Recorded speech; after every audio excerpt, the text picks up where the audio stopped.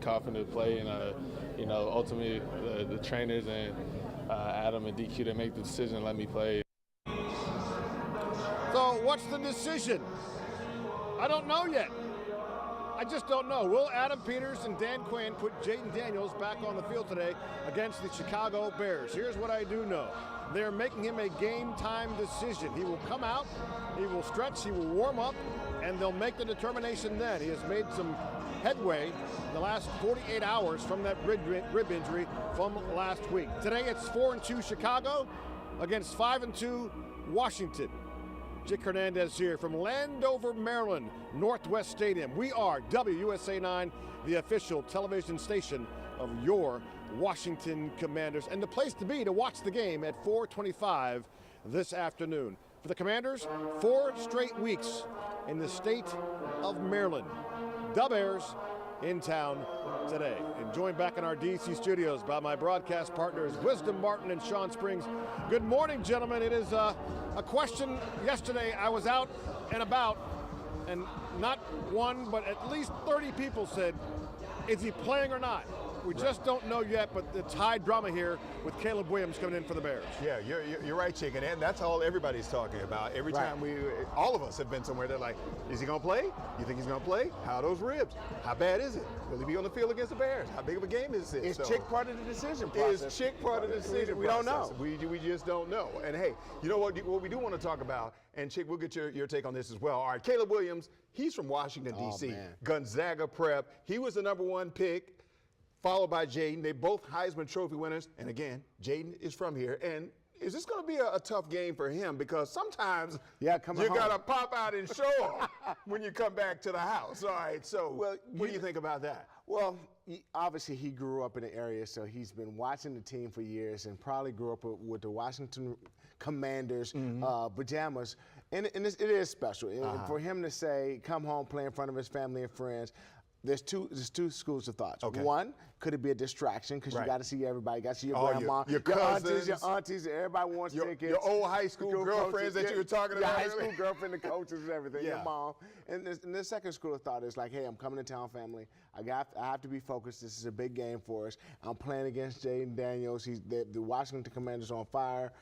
Hey, I got to make some things happen, so let me focus. Right, I got to make a statement. Yeah, I make a statement. And you want to make a statement. And you definitely want to make a statement. All right, we want to send things back out to Northwest Stadium right now. And Chick, a lot of people, especially at CBS, even around here, we talked about it, hope that Jaden plays today. But real quick, your thoughts on Caleb coming back home in front of his hometown family and friends? Well, first off, Sean, he was not wearing Commanders pajamas. Okay, let's be honest. Okay, Redskins. I was trying to be politically correct. It's like your Cowboys pajamas back in the day, right? Did you have those? I did. Okay, nothing wrong with that.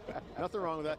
Look, I'm excited to see Caleb back. I went to Pro Day and saw him at USC, and then he struggled his first 2 games. Boy, he's come on like gangbusters, so this is going to be exciting. Now, he has purchased tickets for his high school. There's 121 students and coaches from Gonzaga High School who will be here in Section 337. In fact, 95 of those people will be part of the national anthem holding the American flag. So he is coming home in fine fashion. Look, this game was flexed to 4:25. It's a marquee matchup, possibly of the top 2 quarterbacks, the top 2 picks in this year's draft. We know about Jaden. He's a game-time decision. Caleb Williams, the D.C. native, look, he's been on the roll the past couple of weeks. 7 TD passes in his last 3 games. Commanders head coach Dan Quinn, he saw the Gonzaga grad at his pro day, as I did at USC. In my weekly chat with DQ, he has seen Williams' NFL progression. One of the things that I admired about Caleb was his ability to get out of trouble and, create, on the run. It sometimes felt like he had eyes in the back of his head, could spin and turn and go and then rip a ball down the field. So great competitor, very elusive in and outside the pocket, and one that could make all the throws. Yeah, and that means Joe Witt Jr., the defensive coordinator, has got some work ahead of him. You can watch my weekly conversations with the head coach anytime, streaming on WUSA 9+. And later in the show, we will hear from both Caleb and we'll hear from a member of the Commanders coaching staff who could and should providing a scouting report on Caleb Williams. For now, let's go back to Wiz and Sean. Keys to the Game is sponsored by your Washington area Toyota dealers. All right, it's time for Keys to the Game. All right, Sean, as we look ahead to this afternoon's game, the Chicago Bears in town, you have 3 keys to the Commanders' victory, and the first one is protection. Yes, it's about protecting Jaden Daniels. It's a game-time decision, but if he's playing, the opposing defense knows that he's injured. So guess what they're going to try to do? We're going to test your ribs. We're going to see how well you can hold up once we hit you a few times. So the line has to be conscious of that, and we got to protect him if he's in the game. We got to be smart in what we do. Can't run him too much, and we just have to be smart. All right, number 2 is contain Caleb, because and the Bears have a good group of wide receivers. We're talking about Moore, we're talking about the tight end Komet, we're talking about Roma Duze.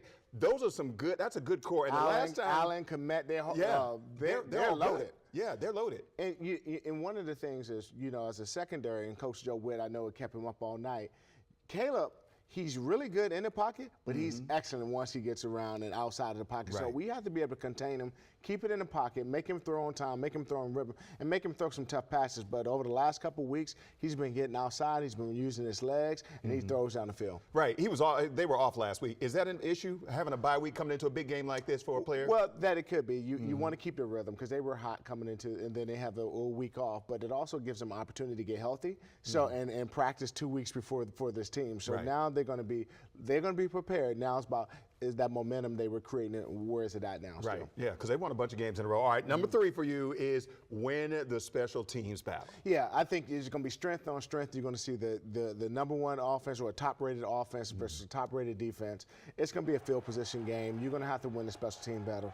You're going to have to be able to win the field goals. You got to hit all your field goals. You're going to have to, because you're going to have to score points, and you're just going to have to be able to not have these super long drives, be backed up, so you got to win the field position game. Okay, all right. So those are the keys to the game per Sean Springs. We want to send things back out to Northwest Stadium now with our man, Chick Hernandez. What's up? All right, fellas, listen, if Jaden Daniels can't go today, it'll be Marcus Mariota. It would be his first start since 2022 and just the 6th game in that span. Look, he's in his 10th NFL season. Mariota played well last week. There's no question about that. The team and the QB himself, confident he can get the job done if necessary. Just to get the opportunity to play was fun, was exciting. If my name is called again, that's just kind of how I'm going to approach it. Throughout my career, I've put a lot of pressure on myself to be perfect, and I think I play my best when I'm enjoying it and having fun. A leader like Marcus is huge. He obviously hasn't been on the field a whole lot this year till this past week, but his leadership is felt every day on the practice field, on the game field. We weren't trying to hold him back or say, hey, play it safe. It was like, we're going to cut you loose, play fast, and go get after him. And that's what he does best. And I think he just embraced the moment. And he's only 30, he's still a tremendous talent. And, yeah, I think his best football is still ahead of him. I've told